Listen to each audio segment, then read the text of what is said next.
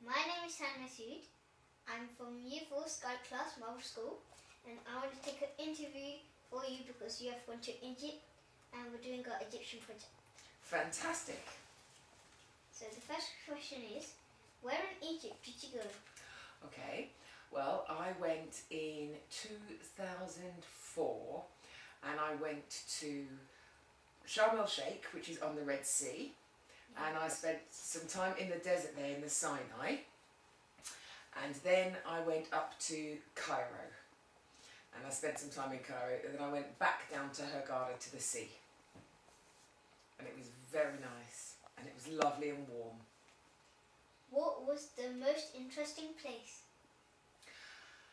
I think that there was two interesting places.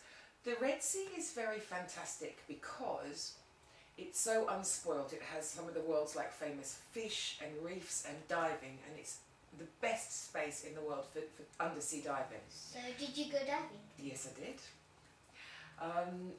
But it had to be Cairo, and obviously the pyramids and the Egyptian Museum.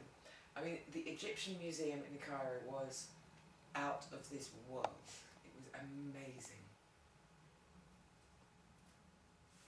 What was the best thing? I mean, obviously, when you see the pyramids, you're kind of like, but I think for me, the best thing was seeing the insides, all the things that were taken out of Tutankhamun's tomb, which are all in the Egyptian Museum. And, I mean, we've talked about that, and all the Egyptian jewellery and the gold and the coffins was just incredible. Yeah, it was absolutely incredible. Was there any worse thing?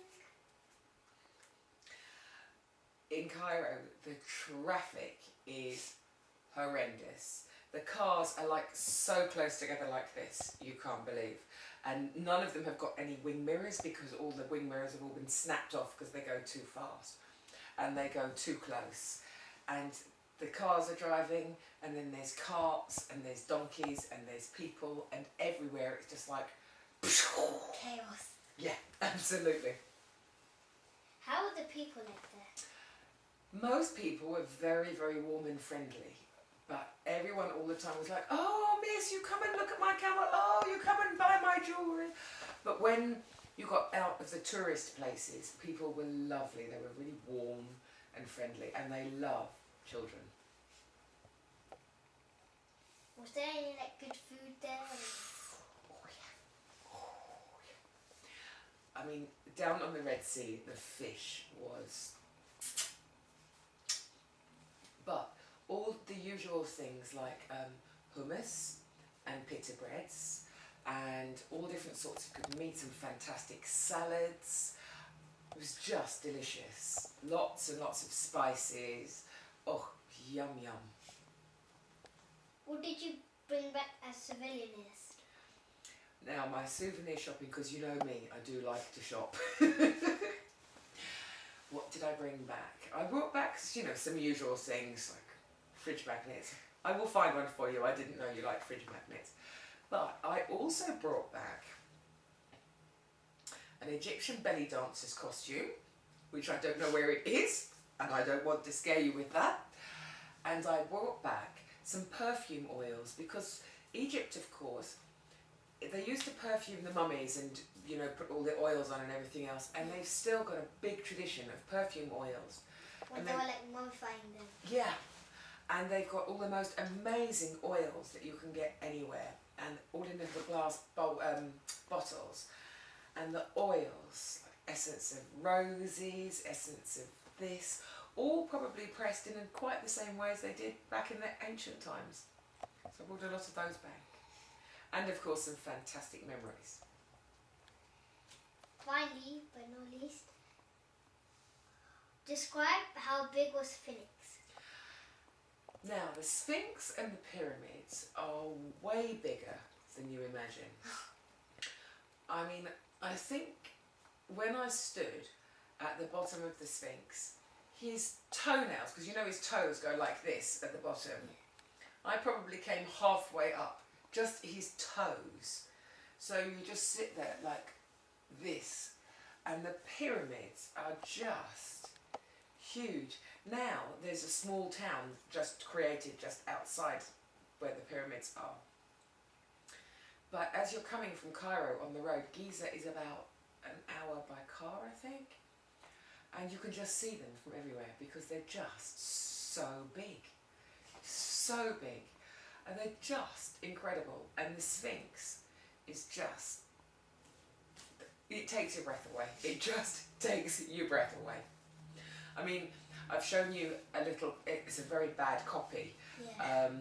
but in the evening, because in the morning they let tourists go round the inside. Inside of the pyramids. Yeah, into certain places. And then they close it in the afternoon, and I don't know why. Maybe that's when they do study in there or something. But you can go around all the desert on a camel or a horse in the evening. Sorry, in the afternoon. So did you go? Yes, I got the most beautiful Arabian horse, and I was allowed just to go off and ride around by myself for 2 hours, which was the most incredible experience. But in the evening, in the dark, they put all these chairs and tables out, and they do what's called a sound and light show, where they project pictures and storylines and everything else onto the pyramids, and the lights come up, and this man narrates and says things like, "Hi, I'm Cheops Khufu, and we were building this." Is it something that you would like to do now after you've been studying about Egypt, to go to Egypt? Yeah, I would like to go to Egypt and find out all these things. It's just such an ancient place with all the different things. What's your favourite god of the Egyptian gods? Well, my favourite one is Osiris. Why is that? Because one, that he was a good king, as Yeah. I heard in the stories, and that he was the god of the underworld, and I pretty much liked his role, what he needed to do. And do you think that you would have fallen madly in love with Cleopatra like everybody else did? Not really. Thank you for the interview. You're very welcome, and very good luck with your project. I think what you've been learning is amazing, and your interest and depth of knowledge on Egypt is most impressive.